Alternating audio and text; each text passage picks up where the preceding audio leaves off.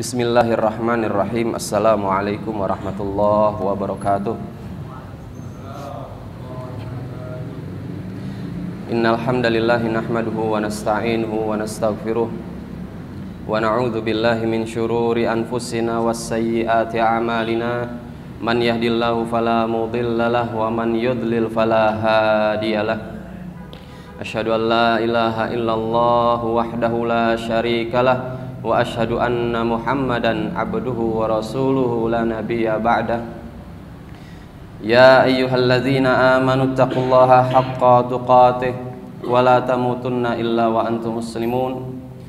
Ya ayyuhan nasu taqu rabbakumul ladzi khalaqakum min nafsin wahidah wa khalaqa minha zawjaha wa batha minhuma rijalan katsiran wa nisaa'a wattaqullaha alladzi tasaaluna bihi wal arham innallaha kana 'alaikum raqiba.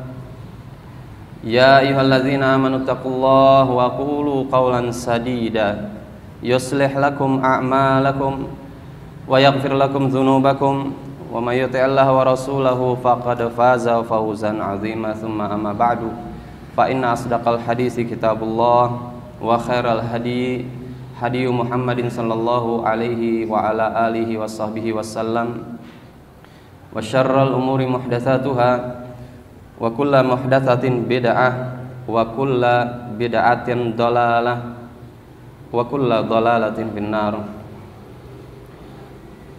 Ayyuhal ikhwati fid din al ahibba azanillahu wa iyyakum. Alhamdulillah kesempatan pagi hari ini kita dapat berkumpul kembali untuk melanjutkan pembahasan materi kita tentang rukun iman. Insyaallah di kesempatan pagi hari yang cerah ini kita akan membahas rukun iman yang ke-6, ini tentang iman bil qadar, iman kepada qadar Allah Subhanahu wa taala. Sebagai seorang muslim, tentu hal ini, istilah ini, ya ini tentang qadar, takdir, kita tidak asing lagi di telinga-telinga kita.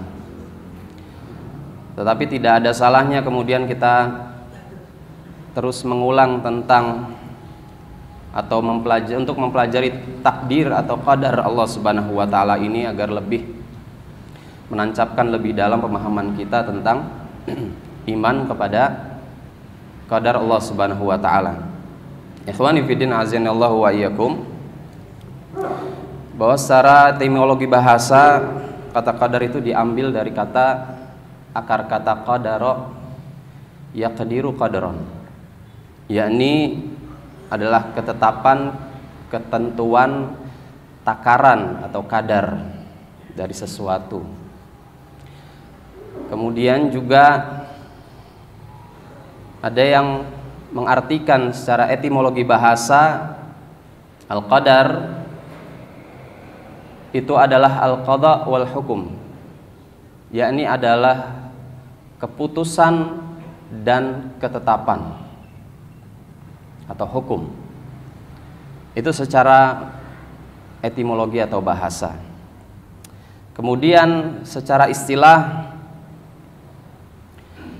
maka kemudian al-qadar ada yang mengartikan dari para ulama, yakni adalah takdirullah ta'ala likulli ma yaqa fil kaun, ketetapan Allah Subhanahu wa taala yang telah Allah Subhanahu wa taala tetapkan di alam semesta hasba ma sabaqa bihi ilmi wa iqtadatuhu wa hikmatuhu, yang didasarkan atas ilmu Allah Subhanahu wa taala serta ketentuan hukumnya yang penuh dengan kebijaksanaan.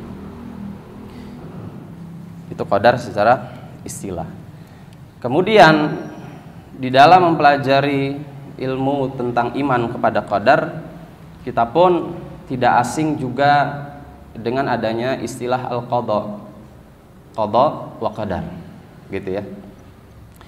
Apakah sebenarnya makna di masing-masing istilah ini ketika dinyatakan ada istilah qada, ada istilah qadar? Maka para ulama menyatakan bahwasannya kedua istilah ini itu seperti istilah iman dan Islam. Jika disebutkan salah satunya saja di dalam satu ayat atau di dalam suatu hadis, maka dia mengandung makna keduanya. Contoh, kalau disebutkan di dalam satu ayat hanya istilah qadar saja tanpa adanya qada, maka qadar yang dimaksud itu masuk atau include di dalamnya makna al-qada. Begitu juga sebaliknya. Jika yang disebutkan dalam satu ayat atau hadis itu hanya istilah al-qada, maka di dalamnya juga include termasuk makna al-qadar, seperti iman dan Islam. Tetapi kemudian jika di satu konteks ayat atau teks ayat ataupun hadis disebutkan dua istilah tersebut, al-qada wal qadar, maka masing-masing memiliki maknanya sendiri. Nah, di sini ada beberapa pendapat atau perkataan para ulama tentang makna al-qada dan qadar, dan apa perbedaan ya antara qada dan qadar secara terpisah atau istilah yang terpisah. Di antaranya adalah apa yang disampaikan ya oleh Al-Hafidz Ibnu Hajar Al-Asqalani di dalam kitabnya Fathul Bari. Beliau mengatakan qalal ulama, para ulama mengatakan al-qada'u huwal hukmu al-kulliyil ijmali fil azali. Qada itu, al-qada yaitu adalah ketetapan Allah Subhanahu wa taala yang bersifat umum dan menyeluruh yang telah ditetapkan fil azali. Yang dimaksud adalah 50.000 tahun sebelum penciptaan langit dan bumi. Itu al-qada. Semua ketetapan Allah Subhanahu wa taala menyangkut apa-apa saja yang akan terjadi, telah terjadi, tidak akan terjadi. Kalau seandainya terjadi, bagaimana kejadiannya? Ya, yang Allah Subhanahu wa taala telah tetapkan di alam semesta ini, itu adalah al-qada, 50.000 tahun sebelum Allah menciptakan langit dan bumi. Adapun al-qadar, wal qadaru juz'iyat dzalikal hukum wa tafasilu. Adapun al-qadar adalah juz'iyat, yakni bagian dari satuan-satuan ketetapan Allah Subhanahu wa taala yang diambil dari ketetapan yang ijmal tadi, yang menyeluruh tadi. Al-qadar adalah bagiannya, satuan-satuannya yang terkait dengan takdir atau ketetapan Allah yang Allah Subhanahu wa taala tetapkan pada masing-masing makhluknya. Karena realita qadar pada masing-masing makhluk berbeda-beda ketetapannya, disertai dengan rincian-rincian kejadiannya. Ya, disertai dengan rincian kejadiannya.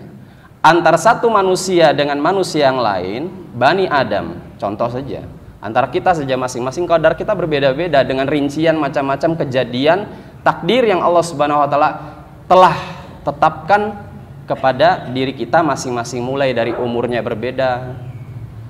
Oke.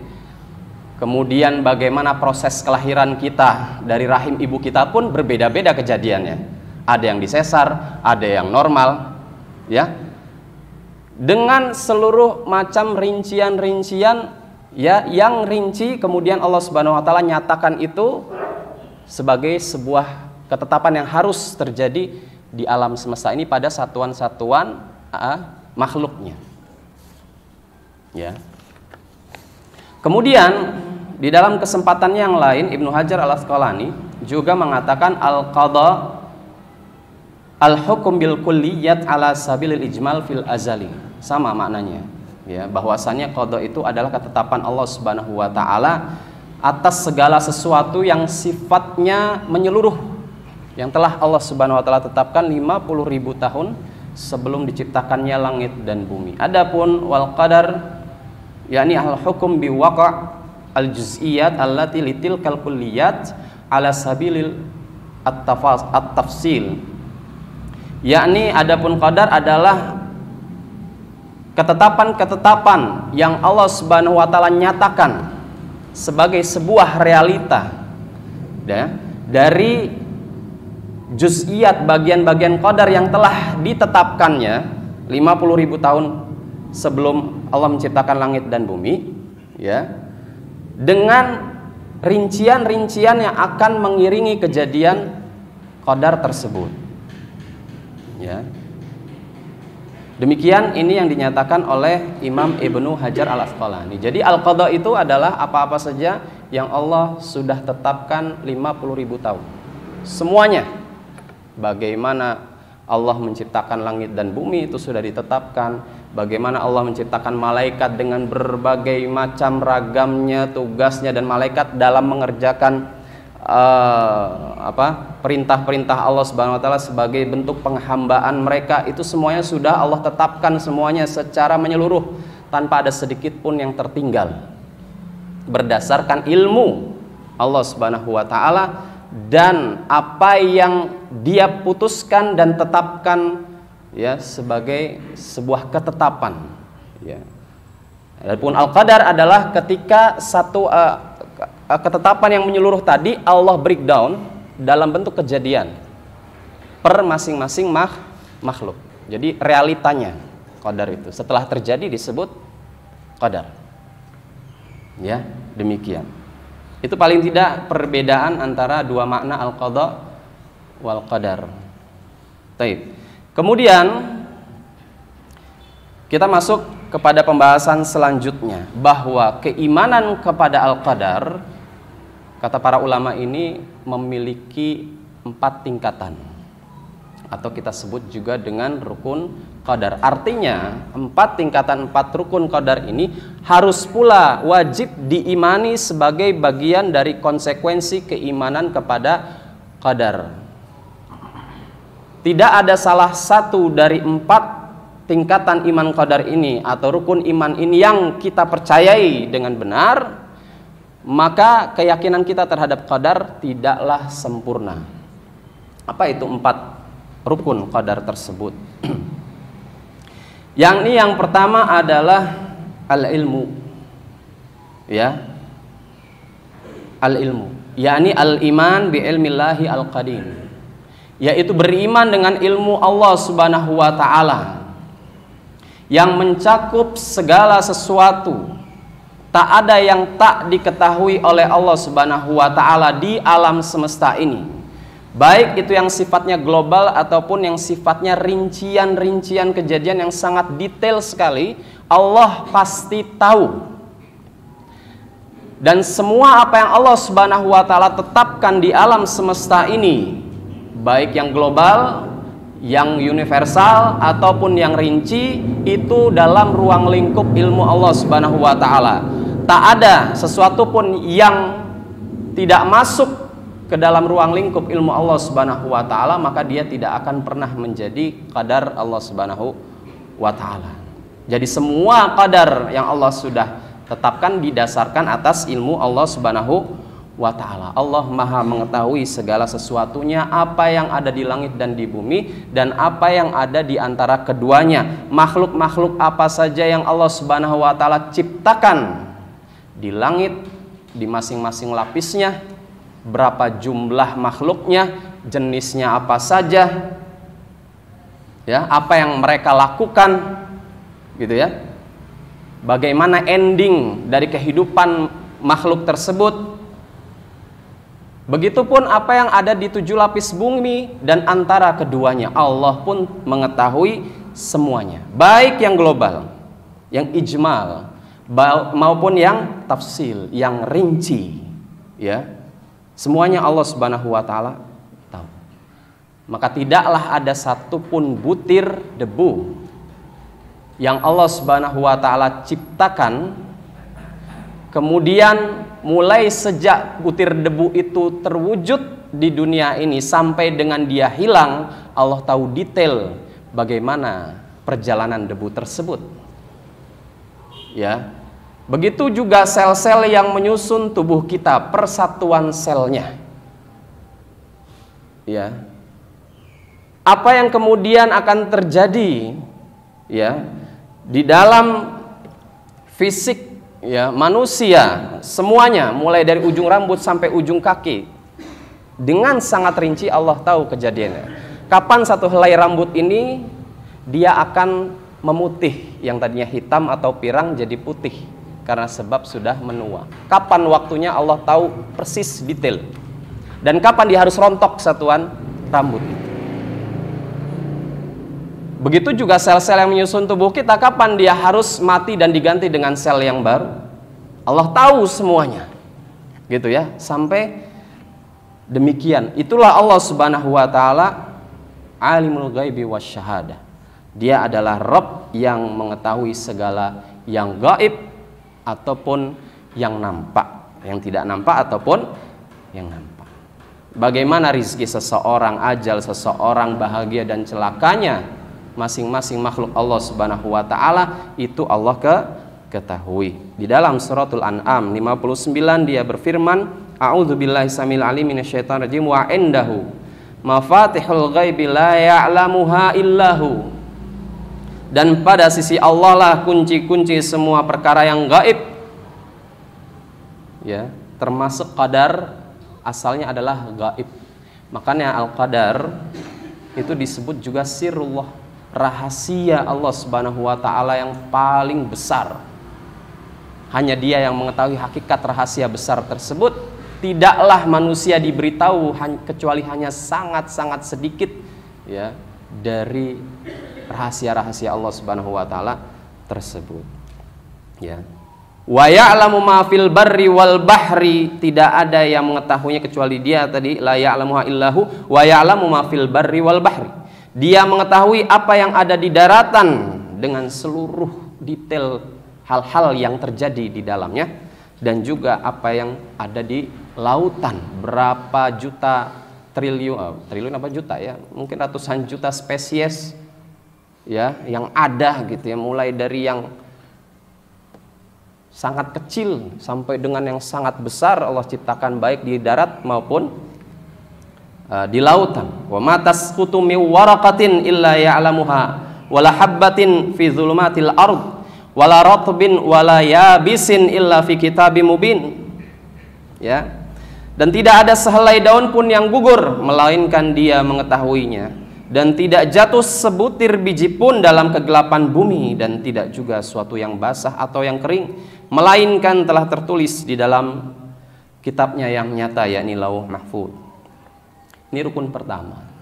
Kita harus yakin, beriman dengan pasti, dengan sebenarnya tanpa ragu bahwa Allah Maha mengetahui dengan segala macam apa yang telah dijelaskan meliputi ruang lingkup ilmu Allah Subhanahu wa taala tersebut.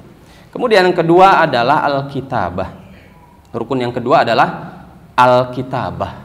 Ini pencatatan, penulisan qadar. Ya, pencatatan, penulisan qadar. Yakni adalah al-iman bi kitab, ya, bi kitabati dzalika fil lauhil mahfuz. Beriman dengan catatan-catatan, tulisan-tulisan yang Allah Subhanahu wa taala telah catat, telah tulis melalui kalam ya hamba Allah Subhanahu wa taala yang telah ada di Lauh Mahfuz atau tercatat dengan rapih di Lauh Mahfuz. Bahwa Allah Subhanahu wa taala telah mencatat seluruh takdir. Mencatat. Allah saja mencatat, apalagi kita gitu ya. Maka kalau misalkan belajar sangat dianjurkan untuk mengikat ilmu tersebut dengan dicatat. Demikian Allah pun mencatat seluruh takdir ya yang akan Allah Subhanahu wa taala nyatakan di alam semesta ini ya di dalam Lauh Mahfuz. Hal ini sebagaimana telah disabdakan Rasulullah SAW, diriwayatkan oleh Imam Muslim dan At-Tirmidzi. Kataballahu maqadiral khalaiqi qabla ay yakhluqas samawati wal arda bi 50,000 sana.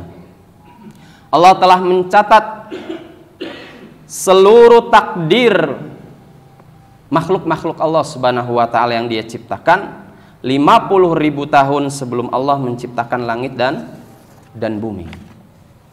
Kemudian yang diriwayatkan oleh Imam Abu Daud dan At-Tirmidzi, Rasulullah sallallahu alaihi wasallam bersabda, "Inna awwala ma khalaqallahu al-qalam qala lahu uktub Qala rabbi wa madza aktub? Qala uktub maqadira kulli syai'in hatta taqumas sa'ah. Yang pertama kali Allah Subhanahu wa taala ciptakan dari makhluknya adalah al-qalam. Ya. Al-qalam, yakni pena. Apa tugasnya? Allah memberikan tugas kepada dia untuk uktub, catatlah, tulislah. Wa madza aktub, kata qalam, Rabbi wa madza aktub? Apa yang harus aku tulis? Kemudian Allah Subhanahu wa taala memerintahkan uktub maqadir kulli syai'. Ya. Catat semua, tulis semua takdir-takdir makhluk-makhluk, ya, atau kejadian-kejadian yang ada di alam semesta hatta taqumas sa'ah, ya, sampai dengan hari kiamat. Jadi sudah tuntas sebenarnya pencatatan takdir tersebut di Lauh Mahfuz 50.000 tahun sebelum diciptakannya langit dan bumi. Kemudian di dalam suratul Hajj ayat ke-70 Allah Subhanahu wa taala berfirman, alam ta'lam annallaha ya'lamu ma fis sama'i wal ard, inna dzalika fi kitab, inna dzalika 'alallahi yasir. Apakah kamu tidak mengetahui bahwa sesungguhnya Allah Subhanahu wa taala mengetahui apa saja yang ada di langit dan di bumi, bahwasannya demikian itu terdapat di dalam sebuah kitab Lauh Mahfuz. Sesungguhnya yang demikian itu sangat mudah bagi Allah Subhanahu wa taala. Jadi tidaklah apa yang kemudian menjadi qada dan juga qadar Allah Subhanahu wa taala semuanya sudah tercatat, nggak ada yang meleset dari catatan-catatan takdir tersebut. Dari apa yang kemudian ditetapkan oleh Allah atas satuan-satuan makhluknya dengan segala macam rinciannya, itu sudah sangat detail. Ya, yang didasarkan catatan itu atas ilmu Allah Subhanahu wa taala. Allah dikte itu yang namanya al-qalam. Tulis semua, tulis. Sangat detail sekali. Dan tidak ada sedikit pun sekali lagi yang tidak tercatat, semuanya sudah dicatat. Ya. Berarti kita harus mengimani bahwasannya Allah Maha mengetahui atas segala sesuatunya. Apa yang Allah Subhanahu wa taala catat itu pun didasarkan atas apa yang ilmu Allah Subhanahu wa taala yang maha luas, ya, yang maha luas. Taib. Kemudian adapun yang ketiga dari tingkatan iman kepada qadar atau rukun qadar adalah al-masyiah, yakni kehendak, ya, kehendak.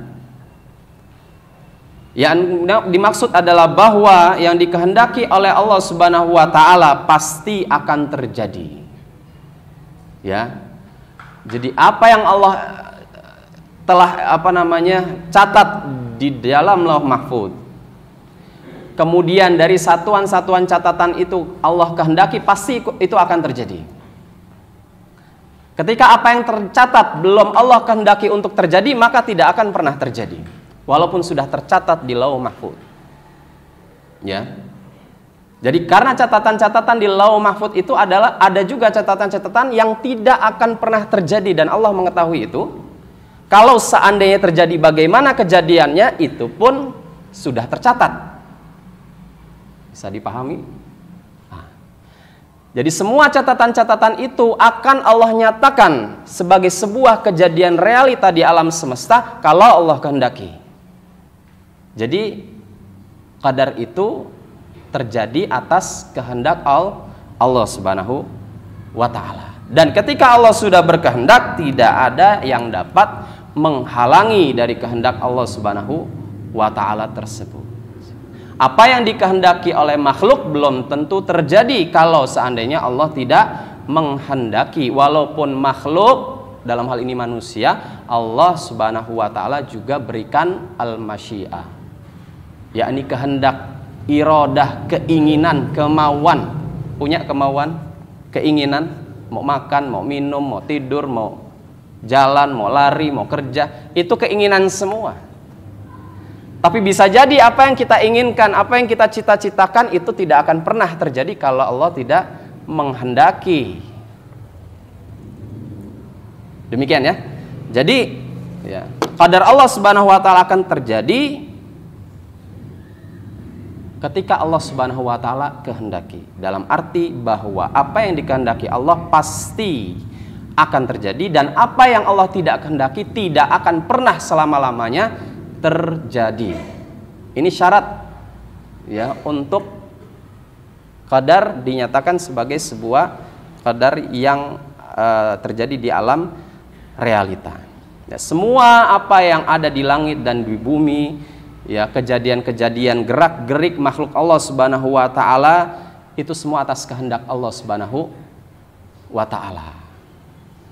Apa yang kemudian masuk ke dalam kerongkongan kita berupa makanan dan minuman, setetes air, sebutir nasi, kalau Allah tidak menghendaki tidak akan pernah bisa masuk, ya, walaupun kita menginginkannya, ya, tidak akan pernah bisa. Demikian juga rizki Allah Subhanahu wa taala yang Allah sudah tetapkan pada masing-masing makhluk. Kalau Allah Subhanahu wa taala tidak akan pernah menetapkan rizki itu atau menghendaki rizki itu diberikan kepada satu makhluk tertentu, tak akan pernah makhluk tersebut mendapatkan rizki itu.